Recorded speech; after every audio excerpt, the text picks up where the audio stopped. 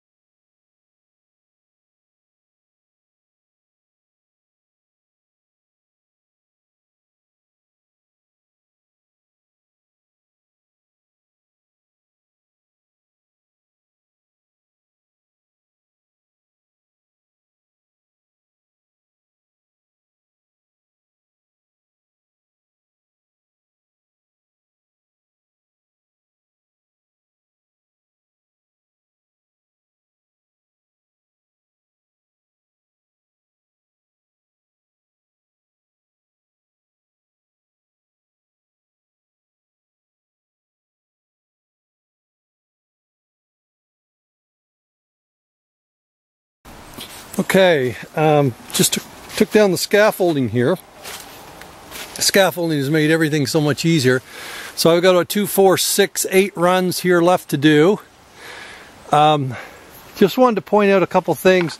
If you're doing painting on this Hardie board or any type of painting where you're trying to get a nice finish on the corners, originally I thought, well, I'll just kind of cut in here, but that just is going to make a very hard edge to do. So what I do is I actually do the whole edge and then just feather out this way with your paint, and then where it feathers out over, sometimes it'll get onto this, I just take a damp cloth or a dry cloth and I just wipe right along that edge like that, and that gives me a nice straight edge.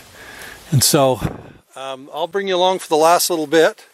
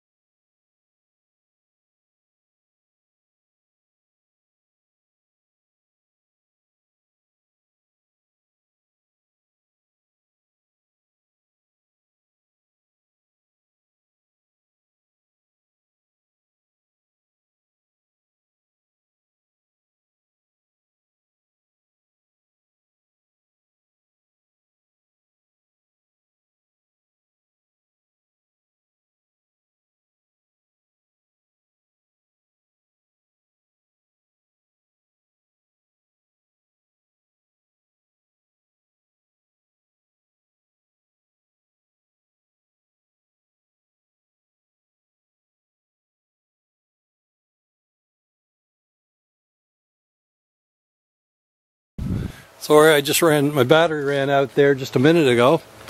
So I'll step back, kind of do a sum up. See there, all 4 sides are now complete. And step back here. So I don't trip myself. And get that angle.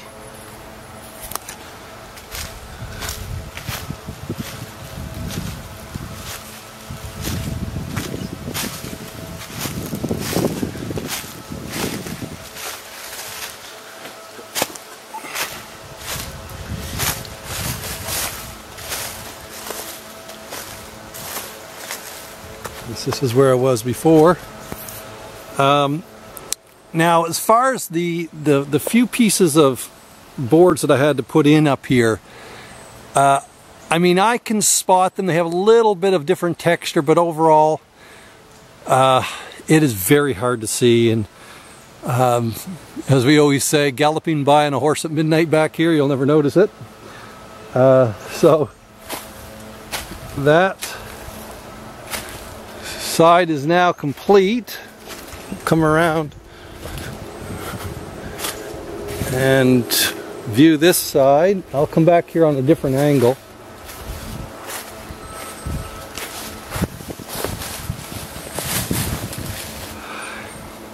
There you go. Now there's a couple things I want to point out. Nothing really to do with painting, but more so, I guess I still got to do this door. Maybe do that before I head off to my meeting. The other night I came in here, got this all ready for Thursday.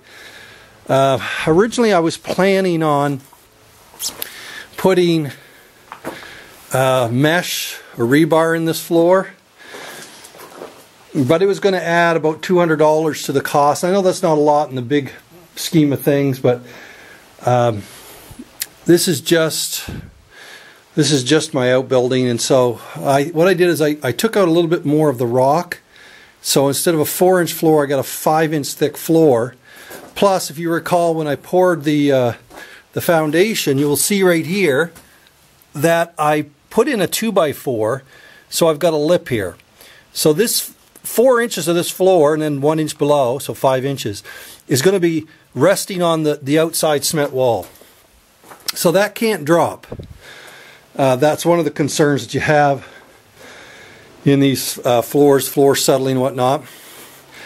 And so I figure with a 5-inch floor, concrete floor, the middle of this floor, if you recall, if you go back to some of my earlier videos before I started, I had piled a big pile of dirt from when I did my French drain out through the main yard there back last, I guess it was last spring, earlier this spring.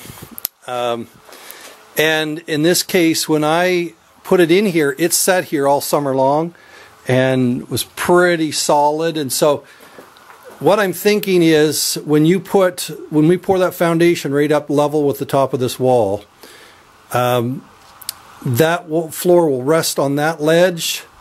This is all heavily compacted. I didn't compact this back here. It's been sitting here for, what, 3 months while I've been building. It's mostly just crush. Crush doesn't compact that much. And so there should be no movement on this. I mean, if it cracks, it cracks. It's not going to be no big thing for me. Like I said, it's just my barn. So I decided I would forego putting the 6x6 mesh for it. Would have been about 200, roughly 200, probably 220 with tax. If I put rebar, it'd probably been about 175, 2 foot square on 2 foot square. Sorry, about 1/2 inch rebar probably would have been about $175 to $200 as well. And so I didn't think that was worth what I was going to be doing here with it. When I do, I mean, down here in Tennessee, we don't get the frost action like we do up home. One of the other things I want to point out is on my scaffolding here, You'll notice that my daughter and I were up on that scaffolding, and the reason that I can do that with these 2x10s, normally I would not trust a 2x10. I usually double them up. But what I've started doing more recently with my 2x10s, you can see here, I actually put a 2x4 underneath of them. And the 2x4, I have it so it'll fit down in between the ends of my scaffolding. So the 2x10s can't move back and forth and slip off, because every now and again as you're working, a 2x10 can slowly work and then slip off the end. And I've had that happen before, and I've also had these 2x10s break.